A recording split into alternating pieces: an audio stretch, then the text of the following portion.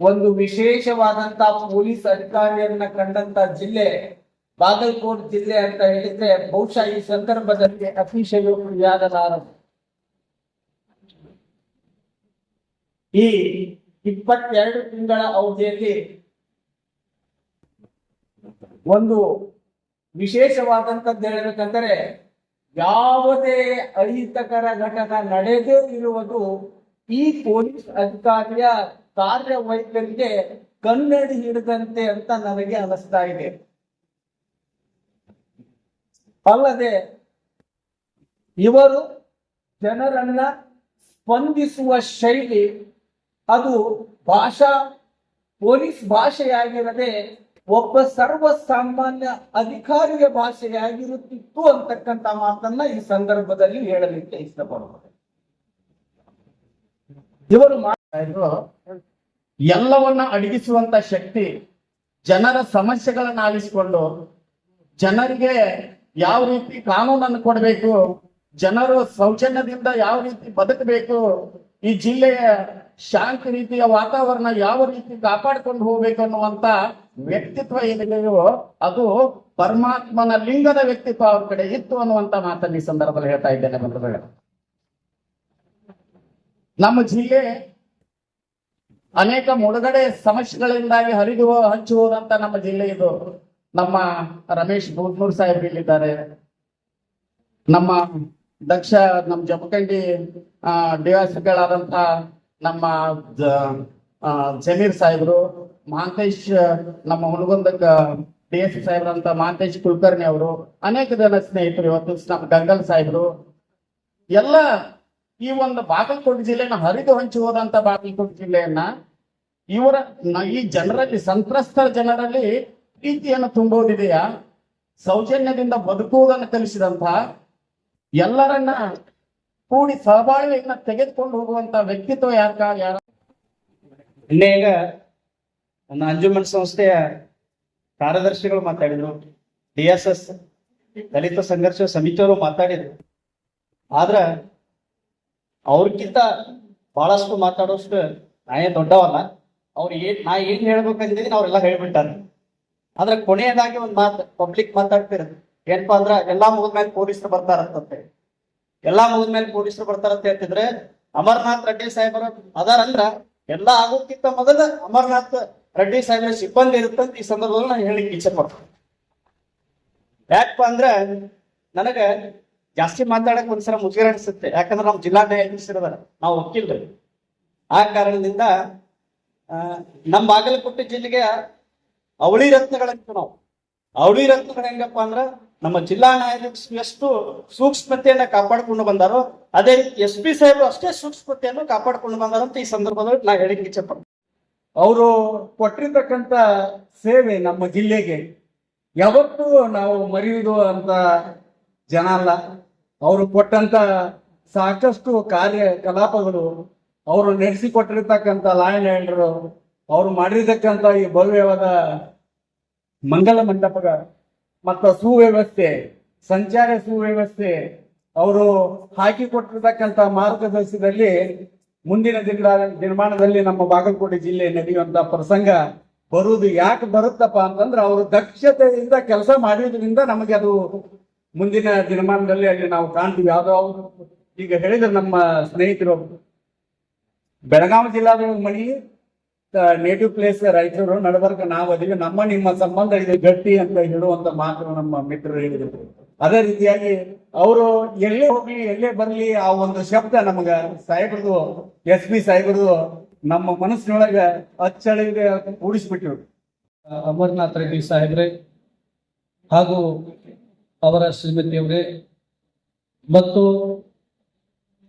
ನೂತನವಾಗಿ ಜಿಲ್ಲೆಗೆ ಆಗಮಿಸಿರುವಂತ ಜಿಲ್ಲಾ ಪೊಲೀಸ್ ವರಿಷ್ಠಾಧಿಕಾರಿಗಳಾಗಿರ್ತಕ್ಕಂಥ ಶ್ರೀಯುತ ಸಿದ್ಧಾರ್ಥ್ ಗೋಯಲ್ ಸಾಹೇಬ್ರೆ ಹಾಗೂ ನಮ್ಮ ಜಿಲ್ಲಾ ಮತ್ತು ಸತ್ರ ನ್ಯಾಯಾಧೀಶರಾಗಿರ್ತಕ್ಕಂಥ ನ್ಯಾಯಮೂರ್ತಿ NV ವಿಜಯ್ ಸಾಹೇಬ್ರೆ ಹಾಗೂ ಜಿಲ್ಲಾಧಿಕಾರಿಗಳಾಗಿರ್ತಕ್ಕಂಥ ಸಂಗಪ್ಪ ಸಾಹೇಬ್ರೆ ಮತ್ತು ಜಿಲ್ಲಾ ಪಂಚಾಯತ್ ಕಾರ್ಯನಿರ್ವಾಹಕ ಅಧಿಕಾರಿಗಳಾಗಿರ್ತಕ್ಕಂಥ ಶ್ರೀಯುತ ಶಶಿಧರ್ ಕುರೇಶ್ ಸಾಹೇಬ್ರೆ ಅಡಿಷನಲ್ DC ಅವರಾಗಿರ್ತಕ್ಕಂಥ ತೆಲಿ ಸಾಹೇಬ್ರಿ ಮತ್ತು ಅಡಿಷನಲ್ SP ಸಾಹೇಬರಾಗಿರ್ತಕ್ಕಂಥ ಪ್ರಸನ್ನ ದೇಸಾಯಿ ಅವರು, ಮಹಾಂತೇಶ್ ಜಿದ್ದಿ ಅವರು, ಹಾಗೂ ಈ ವೇದಿಕೆ ಮುಂಭಾಗದಲ್ಲಿರ್ತಕ್ಕಂಥ ಎಲ್ಲ ಹಿರಿಯ ಪೊಲೀಸ್ ಅಧಿಕಾರಿಗಳೇ, ಹಾಗೂ ಬಾಗಲಕೋಟೆ ಜಿಲ್ಲೆಯ ವಿವಿಧ ಸಂಘಟನೆಗಳ, ವಿವಿಧ ಸಮುದಾಯಗಳ ಗೌರವಾನ್ವಿತ ಎಲ್ಲ ನಾಗರಿಕರು, ರೆಡ್ಡಿ ಸಾಹೇಬರು ಮೊದಲೇ ಅಂತ ನಾನು ಇವತ್ತು ದಿವಸ ಹೇಳ್ತಾ ಇದ್ದೇನೆ. ಯಾಕಂತಂದ್ರೆ ನೊಂದವರ ಮನಸ್ಸನ್ನು ಇವತ್ತಿನ ದಿವಸ ಹಗುರು ಮಾಡಿರ್ತಕ್ಕಂತ, ಇವತ್ತಿನ ದಿವಸ ಅವ್ರ ಆಫೀಸ್ ಹೋಗ್ಬೇಕಾಗಿತ್ತಂತಂದ್ರೆ ಅವ್ರ ಆಫೀಸ್ ತೆರೆದ ಬಾಗಿಲು ಅಂತ ಹೇಳ್ತೀವಿ ನಾವು. ತೆರೆದ ಬಾಗಿಲು ಅಂತ ಹೇಳೋದಕ್ಕಿಂತ ಅವ್ರದೊಂದು ತೆರೆದ ಹೃದಯ, ತೆರೆದ ಪುಸ್ತಕ. ಇವತ್ತ ಸಮಾಜದಲ್ಲಿ ಯಾವುದೇ ಸಮಾಜದ ವ್ಯಕ್ತಿ ಆಗಿರಲಿ, ಯಾವುದೇ ಜಾತಿ ಮತ ಭೇದ ಭಾವವಿಲ್ಲದೆ ಎಲ್ಲರನ್ನೂ ಸರಿ ಸಮನಾಗಿ ಕಾಣುವಂತ ಒಂದು ವ್ಯಕ್ತಿತ್ವ ಉಳ್ಳುವಂತ ಅಧಿಕಾರಿ ಯಾರಾದ್ರೂ ಇದ್ದರೆ ಅಮರನಾಥ್ ರೆಡ್ಡಿ ಸಾಹೇಬ್ ಅಂತ ನಾನು ಇವತ್ತಿನ ದಿವಸ ಹೇಳ್ತಾ ಇದ್ದೇನೆ. ಕೊಟ್ರು. ಆಮೇಲೆ ಇನ್ನೊಂದು, ರೈತರ ಸಭೆ ಕರೆದು ಅಲ್ಲಿ ಮಾತಾಡುವಾಗ ನಾವು ಬಹಳಷ್ಟು ಜನ SPಗಳನ್ನ ನೋಡಿದ್ವಿ. ಎಲ್ಲರೂ ನಮ್ಮವ್ರೆ, ಬರೋರು ನಮ್ಮವ್ರೆ, ಹೋಗೋರು ನಮ್ಮವ್ರೆ. ಕಾರ್ಖಾನೆ ಅದರ ಬಗ್ಗೆ ಅವ್ರು ಕಾರ್ಖಾನೆ ಮಾಲೀಕರು ಕುಂಡಿಸ್ಕೊಂಡು ಮೀಟಿಂಗ್ ಮಾಡುವಾಗ ರೈತರ ಬಗ್ಗೆ ಕಂಪ್ಲೇಂಟ್ ಬಂದ್ರೆ ನಾ ಯಾರನ್ನ ಕೇಳೋದಿಲ್ಲ, ಪ್ರಸಂಗ ಬಿಟ್ರೆ ನಿಮ್ನ ನಾ ಆಕ್ಷನ್ ತಗೋತೀನಿ ಅಂತ SP ಅವ್ರು ಯಾರಿದ್ರೆ ಅದು ಅಮರನಾಥ್ ಸರ್ ಅವ್ರ ಕಡೆ ನಾವು ಹೇಳಕ್ಕೆ ಹೆಮ್ಮೆಯಿಂದ ಹೇಳ್ತೀವಿ. ಆಮೇಲೆ ಸ್ನೇಹಿತರೆ, ಈ ಭಾರತ ದೇಶ ಆಗಿರ್ಬೋದು, ಜಗತ್ತಿನೊಳಗೆ ಪ್ರಾಮಾಣಿಕತೆ ಅನ್ನುವಂತ ವ್ಯಕ್ತಿ ಯಾರು ಕೆಲಸ ಮಾಡ್ತಾರೆ ಜಗತ್ತಿನೊಳಗೆ ಎಲ್ಲರಿಗೂ ಜಾಗ ಐತೆ. ಆ ರೀತಿ ಈ ಜಿಲ್ಲೆ ಒಳಗೆ ಏನ್ ಒಳ್ಳೆಯ ಹೆಸರನ್ನ ಮಾಡಿದ್ದೀರಿ, ನಿಮ್ಮ ಹೆಸರನ್ನ ಜನರ ಮುಂದಾಗ ಇಟ್ಟಿದ್ದೀರಿ. ಅಮರನಾಥ್ ರೆಡ್ಡಿ ಸಾಹೇಬರು ಜಿಲ್ಲೆಯಲ್ಲಿ ಭಯಮುಕ್ತ ವಾತಾವರಣ ನಿರ್ಮಾಣ ಮಾಡಿದ್ರು. ಅದಕ್ಕೆ ನಾನು ನನ್ನ ಕೆರೂರಿನ ಜನತೆಯ ಪರವಾಗಿ ಹಾರ್ದಿಕ ಅಭಿನಂದನೆ ಹೇಳ್ತೀನಿ. ಅದೇ ಒಂದು ಪ್ರವೃತ್ತಿಯಿಂದ ಮಾನ್ಯ ಸಿದ್ಧಾರ್ಥ ಗೋವಿಂದ್ ಸಾಹೇಬರು ಆ ಭಯಮುಕ್ತ ವಾತಾವರಣವನ್ನ ಜಿಲ್ಲೆಯಾದ್ಯಂತ ಮಾಡಿಲ್ಲ. ಸುಂದರವಾಗಿರ್ತಕ್ಕಂಥ ಯಾವುದೇ ಕಾನೂನು ಸುವ್ಯವಸ್ಥೆಯನ್ನು ಕೆಳಾದಂತ ಅತ್ಯಂತ ರಾಜ್ಯದಲ್ಲಿ ಪ್ರತಿಷ್ಠಿತ ಜಿಲ್ಲೆ ಯಾವ್ದಾಗುತ್ತಂದ್ರೆ ಬೆಳಗಾವಿ, ಇದು ಬಾಗಲಕೋಟೆ ಜಿಲ್ಲೆ ಆಗುತ್ತೆ. ಯಾಕಂದ್ರೆ ಅವರು ಮಂಗಳೂರಾಗಿದ್ದಾರೆ. ಅತ್ಯಂತ ಸೂಕ್ಷ್ಮವಾದ ಪ್ರದೇಶ, ಅಲ್ಲಿ ಸಾಕಷ್ಟು ಅನುಭವಗಳನ್ನು ಕೂಡ ಅವರು ಮಾಡಿದ್ದಾರೆ. ಅಂತ ಅನುಭವ ಇಲ್ಲ. ಸರಳವಾಗಿರ್ತಕ್ಕಂಥ ಜಿಲ್ಲೆ, ಆ ಸರಳವಾಗಿರ್ತಕ್ಕಂಥ ಜಿಲ್ಲೆಯನ್ನ ಭಯಮುಕ್ತ ವಾತಾವರಣವನ್ನು ನಿರ್ಮಾಣ ಮಾಡುವಲ್ಲಿ ತಾವು ಎಲ್ಲರೊಂದಿಗೆ ಸಂಪರ್ಕ ಇಟ್ಟುಕೊಂಡು ಆ ಭಯಮುಕ್ತ ವಾತಾವರಣವನ್ನು ನಿರ್ಮಾಣ ಮಾಡಬೇಕು. ಅದಕ್ಕೆ ನಾವು ನೀವೆಲ್ಲರೂ ಕೂಡ ಸಹಕಾರ ಕೊಡ್ತಾರೆ ಅಂತ ಹೇಳಿ ನಾನು ಎರಡು ಮಾತುಗಳನ್ನ ಹೇಳ್ತೀನಿ. ನಮಸ್ಕಾರ. ಅಂತ ಒಂದು ಮಾರ್ಗದರ್ಶನ ಇವತ್ತಿನ ಒಂದು ಆಧುನಿಕ ಯುಗದಲ್ಲಿ ಅವ್ರು ನಮಗ ಒಂದು ಮಾರ್ಗದರ್ಶನ ಆಗಿ ಕೊಟ್ಟಾರ. ಮತ್ತ ಈ ಪೊಲೀಸ್ ಇಲಾಖೆ ಅಂತಂದ್ರೆ ಬರೀ ಕಾನೂನು ಅದು ಎಲ್ಲಾ ಬರೀ ರೂಲ್ಸ್ ಅಂಡ್ ರೆಗ್ಯುಲೇಷನ್ಸ್ ಮಾತಾಡ್ತಾರ. ಸಾಹೇಬರು ಒಂದು ವಿಭಿನ್ನವಾಗಿ ಈ ಬಾಗಲಕೋಟೆಯಲ್ಲಿ ಸಾಮಾಜಿಕ ಸೇವೆ ಸಹಿತ ಎಷ್ಟು ಚಂದ ಮಾಡ್ಯಾರ ಅಂತಂದ್ರೆ ಅವ್ರು ಈ ಒಂದು ಪೊಲೀಸ್ ಇಲಾಖೆಗೆ ಇದೊಂದು ಮಂಗಲ ಭವನ ಕೊಟ್ಟಿದ್ದಾರೆ. ಹಿಂದಕ್ಕೊಬ್ಬರಿದ್ದು ಪದ್ಮನಾಭನ್ ಸಾಹೇಬರು ಒಂದು ನಗರನೇ ಮಾಡಿ ಕೊಟ್ಟಿದ್ರು. ಅಂತ ಸಾಮಾಜಿಕ ಕಳಕಳಿಯಾದ ಇರುವಂತ ಸಾಹೇಬರು ಬರುವಂತ ದಿವಸ ಒಳಗ ಮತ್ತ ಇನ್ನೊಬ್ಬರ ಬಗ್ಗೆ ಈಗ ಹೊಸದಾಗಿ ಹೇಳ್ಬೇಕಂತಂದ್ರೆ ಈಗ ಒಂದ್ ಜಾಗದಾಗ ಇಬ್ಬರು ಪೊಲೀಸರು ಕುಡ್ಕೊಂಡು ಇಡೀ ಊರ್ ಕಾವಲ ಮಾಡಾಕತ್ತಾರ. ನಮ್ಮ ಊರಿಗೆ first time AI technology cameras ಅಂತ ತಗೊಂಡ್ಬಂದ್ ಇಂತ ಒಂದು ಮಾಡರ್ನೈಸೇಷನ್ ಮಾಡ್ಯಾರ. ಅಂತ ಒಂದ್ ಸಾಹೇಬ್ರು ನಮ್ಮನ್ನ ಬಿಟ್ಟು ಹೋಗೋದೊಂದ್ ಸ್ವಲ್ಪ ದುಃಖದ ಸಂಗತಿ ಆಕತಿ. ಆದ್ರೆ ಅಮರನಾಥ್ ರೆಡ್ಡಿ ಸಾಹೇಬ್ರ ಬಗ್ಗೆ ಹೇಳೋದಂದ್ರೆ ಈಗ ಅನೇಕರು ಹೇಳಿದ್ದಾರೆ. ನಾನು ಸಾಹೇಬ್ರ ಹತ್ರ ಸುಮಾರು 1 ವರ್ಷ 3 ತಿಂಗಳ ಕಾಲ ಇಲ್ಲಿ ಕೆಲಸ ಮಾಡಿದೆ. ಬಿಜಾಪುರದಲ್ಲಿ ವರ್ಗಾವಣೆ ಆದೆ. ಬಾಗಲಕೋಟೆಗೆ ಆರ್ಡರ್ ಆದಾಗ ಅನೇಕ ನನ್ನ ಬ್ಯಾಚ್ಮೆಂಟ್ಸ್ ಆಗ್ಬೋದು, ಓದೋ ಅಧಿಕಾರಿಗಳಾಗ್ಬೋದು, ನಿವೃತ್ತಿ ಅಂಚನಾಗಿ ಇಲ್ಲಿ ಬಾಗಲಕೋಟೆಗೆ ಯಾಕೆ ಹೋಗ್ತಪ್ಪ, ಬೇರೆ ಜಿಲ್ಲೆಯಲ್ಲಿ ನೋಡ್ಬೇಕಾಗಿತ್ತು ಅನ್ನುವಂಥ ಮಾತನ್ನ ಹೇಳಿದ್ರು. ದಯವಿಟ್ಟು ಯಾರು ತಪ್ಪು ಭಾವಿಸ್ಬೇಡ್ರಿ ಅದನ್ನ.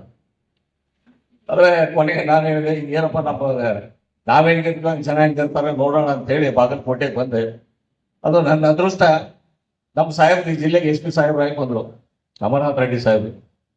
ಆ ಸಾಹೇಬರು ಕರ್ತವ್ಯ ಪ್ರಜ್ಞೆ ಎಷ್ಟು ಅಂತ ಹೇಳಿದ್ರೆ, ಸಮಸ್ಯೆಗಳು ಕಂಡ್ರೆ ಆ ಸಮಸ್ಯೆ ಏನು ಎದುರು ಹೋಗೋರು ಸಮಸ್ಯೆಗೆ, ಆ ಸಮಸ್ಯೆ ಇದ್ರೆ ಅದನ್ನ ಕರೆಸಿ ಮಾತಾಡಿಸಿ ನಮ್ಮನ್ನ ಅಧಿಕಾರಿಗಳಾಗ್ಬೋದು, ಸಾರ್ವಜನಿಕರಾಗ್ಬೋದು ಕೂರಿಸಿ ಮಾತಾಡಿ ಅದಕ್ಕೊಂದು ಸೊಲ್ಯೂಷನ್ ಕಂಡು ಆ ಕರ್ತವ್ಯವನ್ನ ನಮ್ಮನ್ನ ಯಶಸ್ವಿ ಆಗ್ಲಿಕ್ಕೆ ಅವರೊಂದು ಬಹಳ ಬೆನ್ನು ತಟ್ಟಿ ಕೆಲಸವನ್ನ ತಗೊಳ್ತಿದ್ರು ಸಾಹೇಬರು.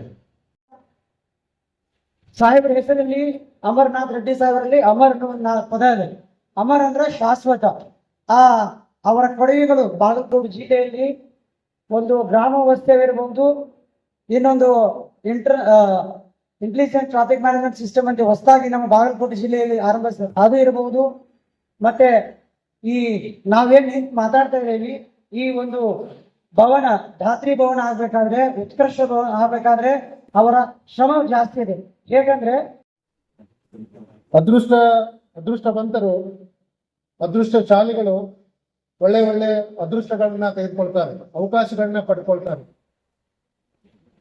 ಆದ್ರೆ ಎಲ್ಲರಿಗೂ ಅವಕಾಶಗಳು ಸಿಗಲ್ಲ.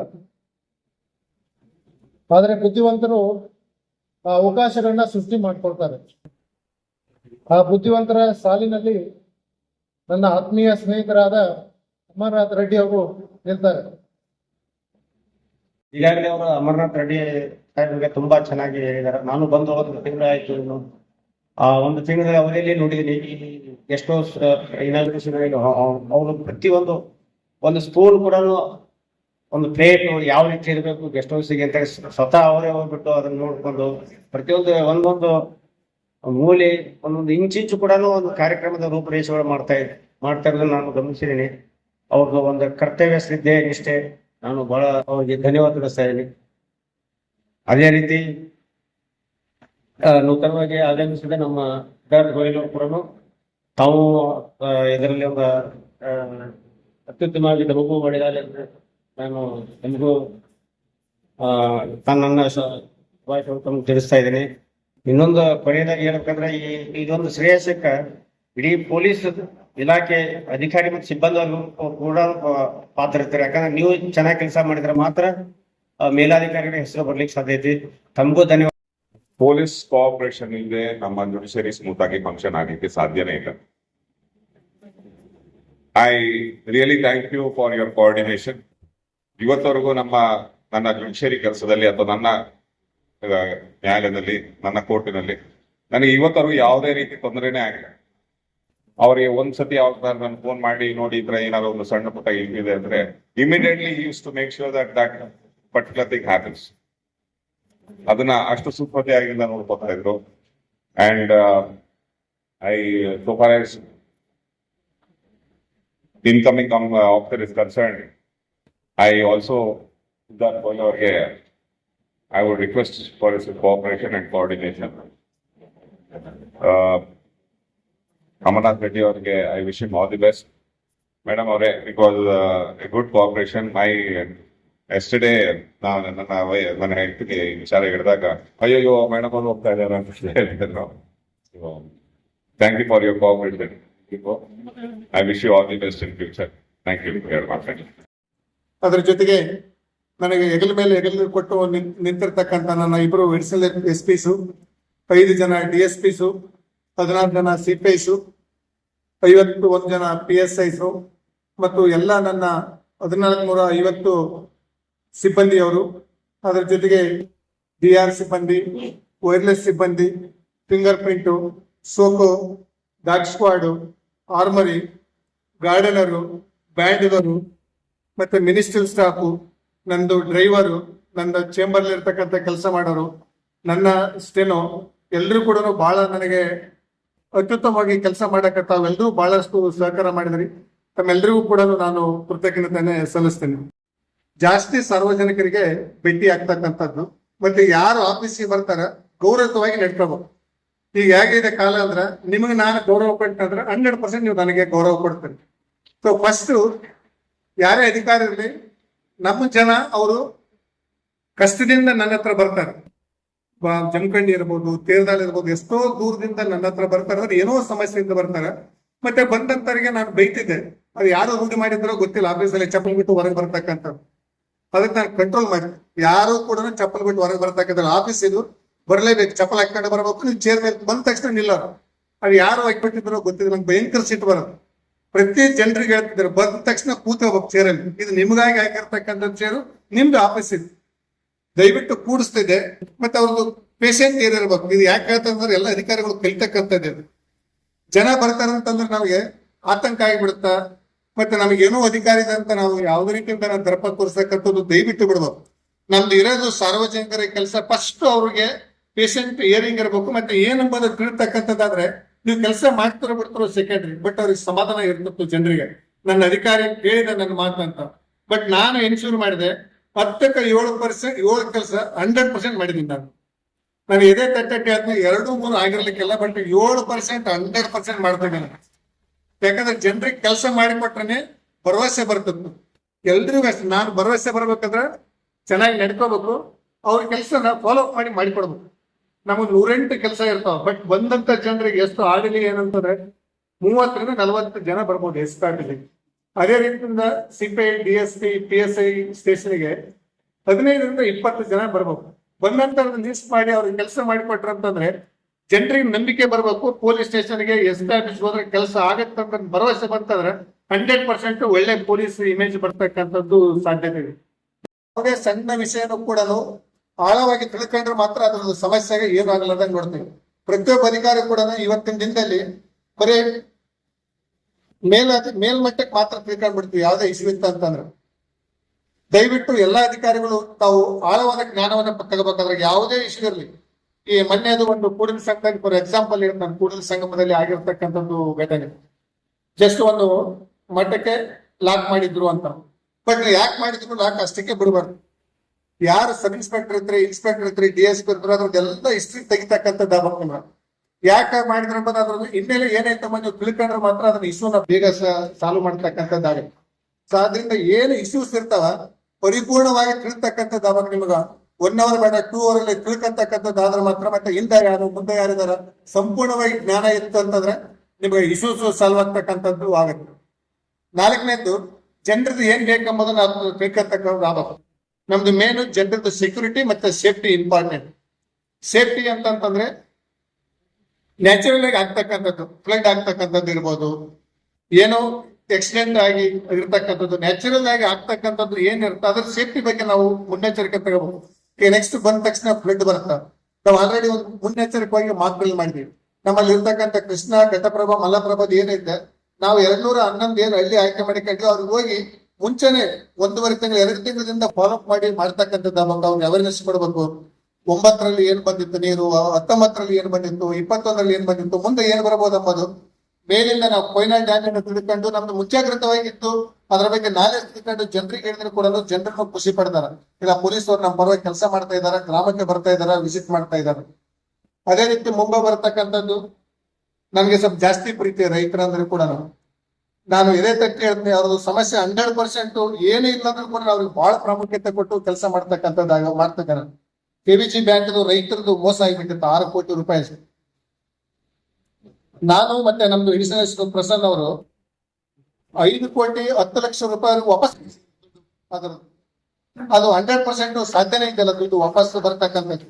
ರೈತರದ್ದು ದುಡ್ಡು ಅಂತ ಹೇಳ್ಬಿಟ್ಟು 100% ಯಾವ್ದು KVG ಬ್ಯಾಂಕ್ ಇತ್ತು ಯಾರೋ ಲೂಟಿ ಹೊಡ್ಕೊಂಡಾಗಿದ್ರು. ಬಟ್ ನಾವು ಬ್ಯಾಂಕ್ ಅವರಿಗೆ ಇಷ್ಟು ಅಂದ್ರೆ ಭಯ ಹಾಕಿ ಅವ್ರಿಗೆ ರೈತರಿಗೆ ನನಗೆ ಫಸ್ಟ್ ದುಡ್ಡು ಮುಟ್ಟಬೇಕಂತ ಹೇಳ್ಬಿಟ್ಟು ರೈತರಿಗೆ ವಾಪಸ್ ಕೊಡಿಸ್ತಕ್ಕಂಥದ್ದು ಮಾಡಿದ್ವಿ. ಅದೇ ರೀತಿ ಕರ್ನಾಟಕ ಗೌರ್ಮೆಂಟ್ ದುಡ್ಡು IDBI ಬ್ಯಾಂಕ್ ಅದು ಕೂಡ ಒಂದು 6 ಕೋಟಿ ರೂಪಾಯಿ ಮಿಸ್ಆಪರೇಷನ್ ಮಾಡಿದ್ವಿ. ಅದನ್ನು ಕೂಡ ನಾವು ಬ್ಯಾಂಕ್ ಅವರಿಗೆ ಇದು ನಮ್ಗೆ ಲೇಟ್ ಆಗತ್ತಾ ನಾವು ಲೀಗದಿಗೆ ಹೋದ್ರ ಅಂತ ಹೇಳ್ಬಿಟ್ಟು FIR ಮಾಡಿದ್ವಿ, ಎಲ್ಲ ಮಾಡಿದ್ವಿ. ಅಲ್ಲಿ ಕೂಡ ಸುಮಾರು 5 ಕೋಟಿ ರೂಪಾಯಿ ಅಷ್ಟು ವಾಪಸ್ ಅದಕ್ಕೆ ಇಮಿಡಿಯೇಟ್ ಆಗಿ ವಾಪಸ್ ಹಾಕ್ಸ್ತಕ್ಕಂಥದ್ದು ಮಾಡಿದ್ವಿ. ಈ ರೀತಿ ಸಾರ್ವಜನಿಕರಿಗೆ ಒಳ್ಳೆ ಕೆಲಸ ಮಾಡಿದ್ದಾರೆ ಅಂತಂದ್ರೆ ನಂಬಿಕೆನೆ ಬರುತ್ತೆ.